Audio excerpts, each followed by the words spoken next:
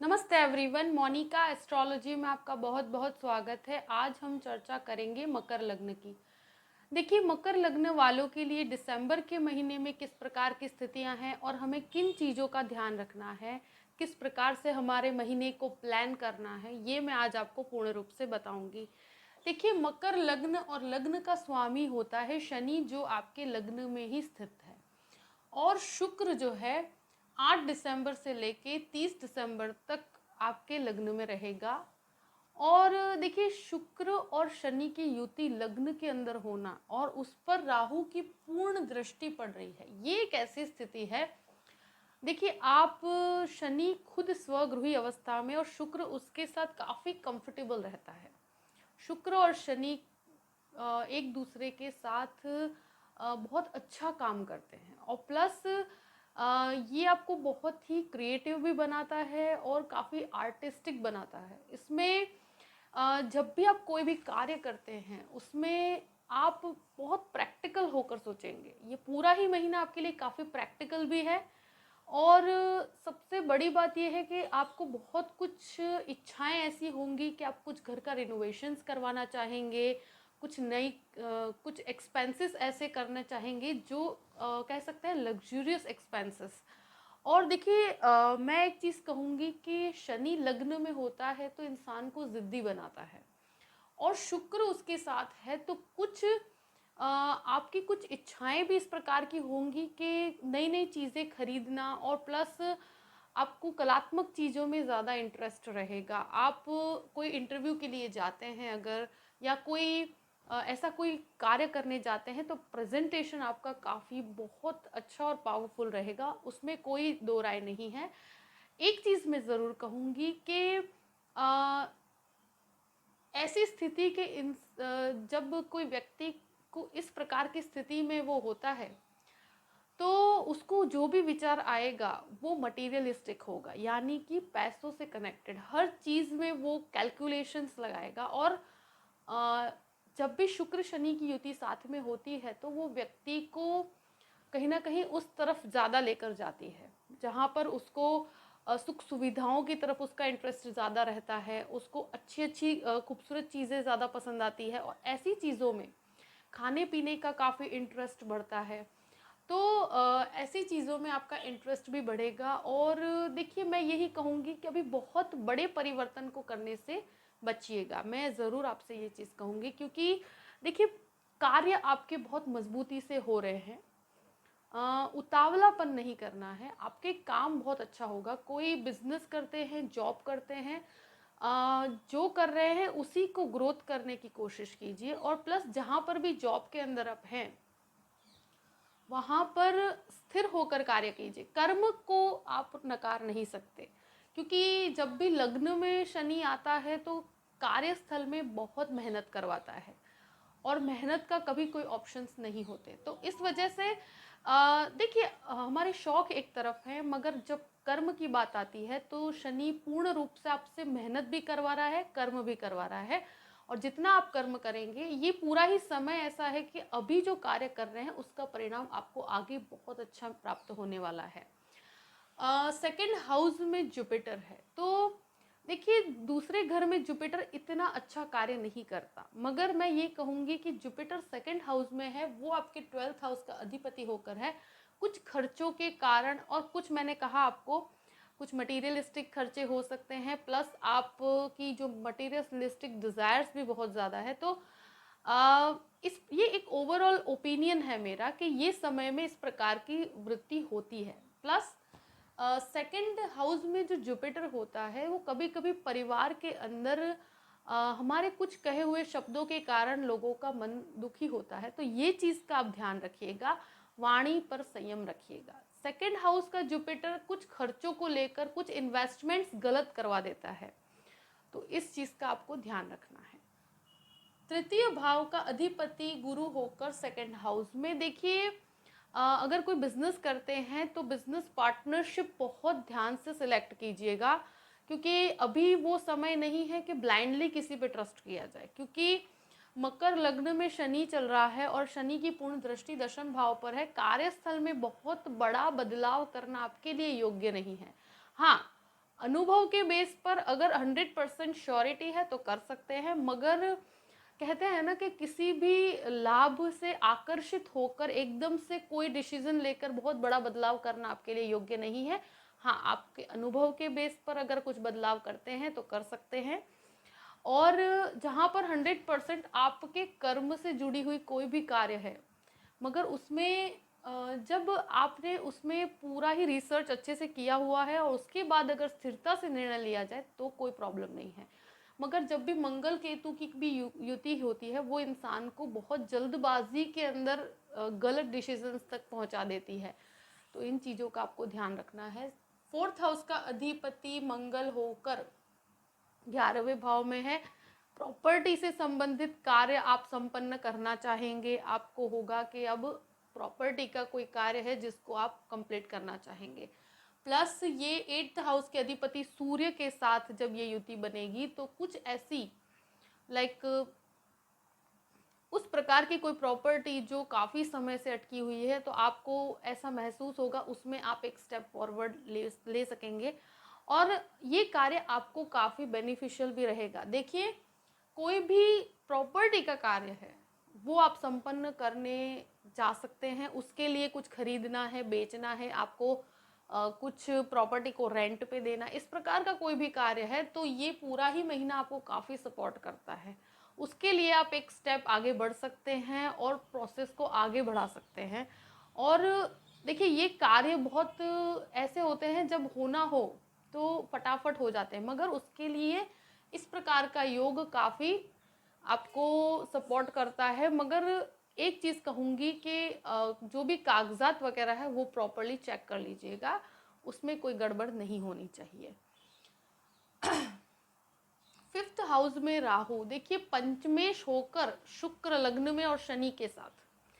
देखिए, इसमें क्या होता है कि व्यक्ति कोई भी लव जैसे रिलेशनशिप में पड़ जाता है और फिर उसमें भी काफ़ी मटेरियलिस्टिक डिमांड्स आना शुरू हो जाती है। प्लस राहु पंचम भाव में कभी कभी भ्रमित करता है, प्रेम में भी भ्रम होता है, इवन बच्चे भी कभी कभी भ्रमित कर देते हैं। ये चीज़ में मैं ये कहूँगी कि राहु पंचम भाव में है तो कोई भी कार्य छुप कर मत कीजिएगा। और अगर हो सकता है कि आप कोई भी ऐसी रिलेशनशिप में हैं तो उस पर एकदम से 100% ब्लाइंड ट्रस्ट करना आपके लिए बिल्कुल भी सही नहीं है, क्योंकि जब ऐसी युति होती है तो डिस्ट्रैक्शंस होते हैं और कभी कभी चीटिंग भी हो जाती है। तो इस चीज़ का ध्यान रखना, कभी किसी पर भी 100% ब्लाइंड ट्रस्ट मत कीजिए। एकदम से किसी भी रिलेशनशिप पर पड़ा जाए तो पहले उसे परखा जाना बहुत ज़रूरी है, उसके बाद उसके ऊपर आप 100% ट्रस्ट कर देते हैं। और 5वें घर में राहु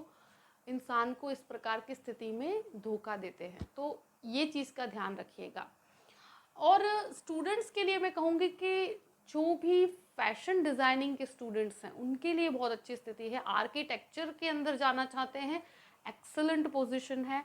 प्लस कोई भी क्रिएटिव फील्ड, आप कोई भी लिटरेचर के अंदर जा सकते हैं, कोई भी इस प्रकार का जैसे कहते हैं ना कि डिज़ाइनिंग से संबंधित कोई भी स्टूडेंट्स हैं उनके लिए ये स्थिति बहुत एक्सलेंट है।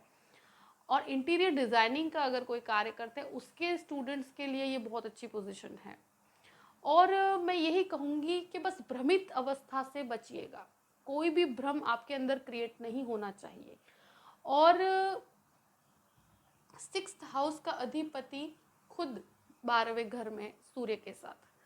देखिए, लोन्स की बात की जाए, 6th हाउस लोन्स का कारक होता है, उसमें जुपिटर की तो दृष्टि है तो लोन्स तो आपको प्राप्त हो जाएगी, मगर बहुत ज़्यादा लोन लेना, वो आपकी कैपेसिटी के बाहर लेना, वो आपके लिए बहुत नुकसान कारक है, क्योंकि 6th हाउस का अधिपति खुद 12th हाउस में है। तो इस चीज़ का आप ध्यान रखिएगा, क्योंकि देखिए ये एक एस्पेक्ट है कि जिसको हमें ध्यान रखना है। कभी कभी इंसान क्या है, ये चीज़ है कि जब पंचम भाव के अंदर आप कह सकते हैं कि ये मंगल केतु का जो योग बना हुआ है, मंगल की दृष्टि भी पड़ रही है, तो उसमें क्या होता है, इंसान शेयर मार्केट्स है, स्पेक्यूलेशंस है, उसमें कैपेसिटी से ज़्यादा उसमें डाल देता है, उसमें नुकसान होता है। तो ये चीज़ को आप लोन लेकर ऐसे कार्य मत कीजिएगा। छोटे शॉर्ट टर्म गेन्स आप ले सकते हैं, उसमें कोई प्रॉब्लम नहीं है। मगर कभी कभी हम बहुत बड़ा ऐसा रिस्क लेना, वो भी इस शनि भी लग्न में है, ऐसी सिचुएशंस और कोई भी आकर्षण में आकर ऐसा कोई इन्वेस्टमेंट कर देना, ये इस चीज़ से आपको बचना है, क्योंकि कभी कभी प्रलोभन जो होते हैं बहुत नुकसान देते हैं, तो इसको आप ध्यान में रखिएगा। और देखिए, ये सूर्य बुध की युति जो है, इसमें मैं ये कहूँगी कि कोई भी हार्ट संबंधित समस्या है तो उसको भी लाइटली नहीं लेना है। प्लस एक चीज़ मैं आपसे ज़रूर कहूँगी, देखिए दुश्मन आप पर हावी तो नहीं हो पाएंगे, क्योंकि मंगल की दृष्टि पूर्ण बनी हुई है, जुपिटर की दृष्टि पूर्ण बनी हुई है, ऐसी कोई डरने वाली बात नहीं है। आपके 6th हाउस काफ़ी मजबूत पोजीशन में है। मगर जो डिसीजेस हैं उसको लेकर मैं आपसे यही कहूँगी कि जब ऐसे जुपिटर की भी दृष्टि बनती है तो थायराइड को भी आपको लाइटली नहीं लेना। वो चीज़ को भी आपको, अगर ऐसी कोई समस्या है, बोन से संबंधित कोई समस्या है, तो उसको आप रेगुलर चेकअप करवाते रहिए, तो आपके लिए बेहतर है।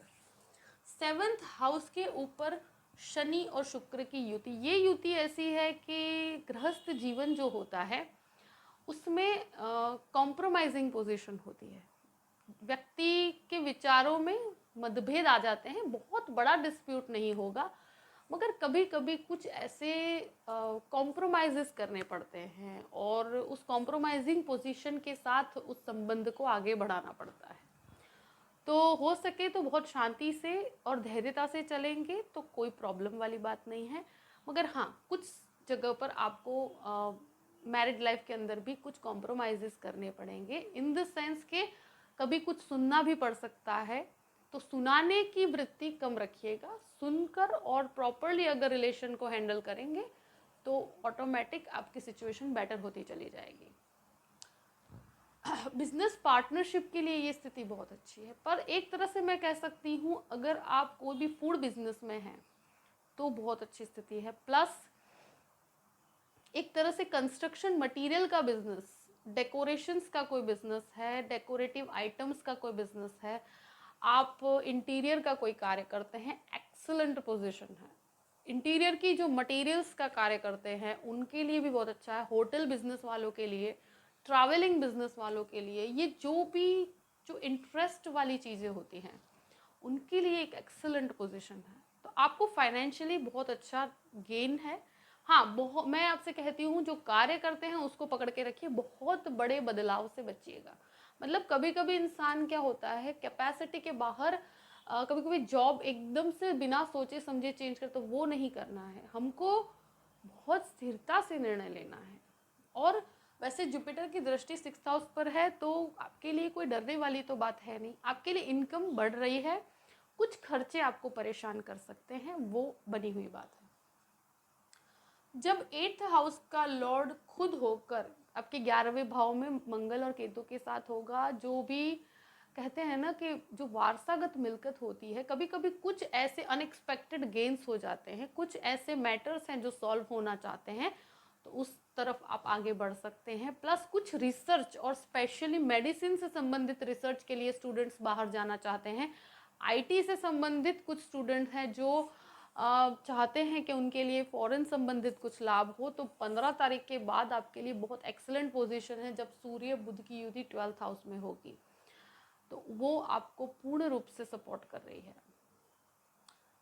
देखिए, 9th हाउस का अधिपति खुद 12th हाउस में, एक तरह से देखिए आध्यात्मिकता तो आपके अंदर 100% आपका बढ़ रहा है, वो सब कुछ है, मटीरियलिस्टिक भी उसकी जगह बढ़ रहा है, दोनों ही चीज़ें हैं। अभी इस महीने मटीरियलिस्टिक डिज़ायर्स कुछ हद तक ज़्यादा रहेंगी, और मगर कुछ आप ऐसे आध्यात्मिक कार्य भी करेंगे जो आपको मन को शांति देंगे, और उसके बाद आपको काफ़ी अच्छा भी महसूस होगा। और सूर्य बुध की युति आपके अंतर आत्मा को, उसी में आपको शांति प्राप्त होगी, और कुछ ऐसे अच्छे कार्यों का भी आप हिस्सा बन सकते हैं, आपके पास ऐसे अपॉर्चुनिटीज़ भी आएगी। और देखिए, भाग्य जो है उसका अधिपति 12th हाउस में, तो फॉरेन संबंधित लाभ, अगर कोई स्टूडेंट्स मैनेजमेंट की स्टडी के लिए अगर फॉरेन जाना चाहते हैं तो एक बहुत अच्छी पोजीशन है। फाइनेंस के स्टूडेंट के लिए भी बहुत अच्छा है। पीएचडी करना चाहते हैं तो एक बहुत अच्छी परिस्थिति है। 10th हाउस का अधिपति खुद लग्न में, वो भी शनि के साथ, ये बिजनेस के लिए एक्सीलेंट पोजीशन है। मैं ये कहूँगी जो भी बिजनेस करते हैं, स्पेशली प्रॉपर्टी मटेरियल का बिजनेस करते हैं, कंस्ट्रक्शन मटेरियल का बिजनेस करते हैं, प्रॉपर्टी खरीदने बेचने का कार्य करते हैं, डेकोरेशंस का कार्य करते हैं, कोई भी इसके अलावा आईटी से संबंधित कोई कार्य करते हैं, उन सभी के लिए और बिजनेस के लिए 10th हाउस के लॉर्ड का लग्न में जाना, वो भी शनि के साथ, काफ़ी समय की मेहनत, और अभी भी वो मेहनत करवा रहा है। ऐसा नहीं है कि आपको बिना मेहनत के कुछ दे देगा, वो नहीं होगा, आपको बहुत ज़्यादा मेहनत करनी पड़ेगी। और ये समय ऐसा है कि अभी जो मेहनत करेंगे उसका परिणाम आपको 6 महीने बाद ऑटोमेटिक नज़र आएगा। तो ये मेहनत का समय है, मगर मैं कहूँगी कि ये कार्य बनना शुरू होना और आपके कार्य में मजबूती आना, ये एक बहुत अच्छी बात है। देखिए 11वें भाव में मंगल केतु का योग है, ये आपको बहुत सारे लाभ दे रहा है और बहुत ऊर्जा आपके अंदर बढ़ा रहा है। और स्टार्टिंग में सूर्य भी होगा, उसके बाद सूर्य 12th हाउस में चला जाएगा, लाभ आपके बने हुए हैं और खुद लाभेश खुद अपनी जगह पर बैठा है। एनर्जी लेवल बहुत ज़्यादा रहेगा, आपका सर्कल काफ़ी बड़ा होता चला जाएगा। एक चीज़ मैं कह सकती हूँ, और ये मंगल की पूर्ण दृष्टि आपके 2nd हाउस पर है, तो काफ़ी इनकम में भी बढ़ोतरी कर रहा है। अनएक्सपेक्टेड गेन्स, प्रॉपर्टी से संबंधित कार्य संपन्न कर रहा है, उसमें आप इनपुट देते रहिए, आपको लॉन्ग टर्म पे रिजल्ट ज़रूर प्राप्त होंगे। और देखिए एक चीज़ मैं कहूँगी कि बड़े भाई बहनों के साथ कुछ संबंधों में अग्रेशन आ सकता है, तो उसमें बहुत शांति से और सौम्यता से कार्य कीजिएगा, क्योंकि 11th हाउस बड़े भाई बहनों का भी होता है और वहाँ पर कुछ बाहर के रिलेशंस तो बाहर बहुत अच्छा आपके लिए कार्य कर रहे हैं, मगर यहाँ पर क्या होता है, कुछ मैटर से संबंधित आपके विवाद हो सकता है, मगर कोई डरने वाली बात नहीं है। ये विवाद आपको लॉन्ग टर्म पे बहुत शांति बनाए रखिएगा। एकदम से कोई भी एक कार्य में अग्रेशन और वाणी में कटुता नहीं आनी चाहिए। बहुत शांति से कार्य करेंगे तो आपका कार्य ज़रूर संपन्न होगा। 12th हाउस के अंदर सूर्य बुध की युति, ये एक एक्सेलेंट पोजीशन है फॉर फॉरेन बिजनेस। फॉरेन संबंधी इंपोर्ट एक्सपोर्ट का कार्य है, कर सकते हैं। हाँ, सूर्य 12th हाउस में है, थोड़ी सी कह सकते हैं कॉन्फिडेंस लेवल जो है कभी कभी डगमगा सकता है, ये चीज़ आपकी बनी हुई है। मगर फॉरेन संबंधित कोई भी रिसर्च के लिए, इवन कोई स्टूडेंट्स जाना चाहते हैं बाहर और फॉरेन संबंधित कोई भी कार्य है, वो आपका नहीं अटकेगा। कुछ खर्चे आपको ज़रूर परेशान करेंगे और खर्चों के कारण आपका थोड़ा सा बैलेंस भी बिगड़ सकता है। तो ये चीज़ को आपको ध्यान में रख के अपने पूरे ही महीने को प्लान करना है और बिल्कुल भी डरने वाली कोई बात नहीं है। मगर हाँ, हमें हमारे कर्म को मजबूत रखना है। कार्य जितना मजबूत होगा उतना ही आपका डेस्टिनी मजबूत होगा, उतना ही आपका फ्यूचर मजबूत होगा। देखिए पूरी ही गतिविधियों को मैंने आपको बता दिया है। आई होप कि ये वीडियो आपको पसंद आया होगा। अगर पसंद आए तो लाइक भी कीजिएगा और सब्सक्राइब भी कीजिएगा। देखिए अगर आप मुझसे कंसल्टेशन लेना चाहते हैं तो डिस्क्रिप्शन बॉक्स में मैंने अपना ईमेल आईडी दिया हुआ है astrologymonica@gmail.com। आप उस पर मेल कर सकते हैं, मैं आपको पूरी ही जानकारी प्रदान करूँगी। देखिए जो भी परिस्थितियां हैं, अगर आप मेहनत करते हैं तो आगे का रास्ता आपको ईश्वर ज़रूर प्रदान करेगा। अपने कर्म को जितना हो सके उतना मजबूत रखिए और हमेशा खुश रहिए। Thank you so much. जय श्री कृष्ण।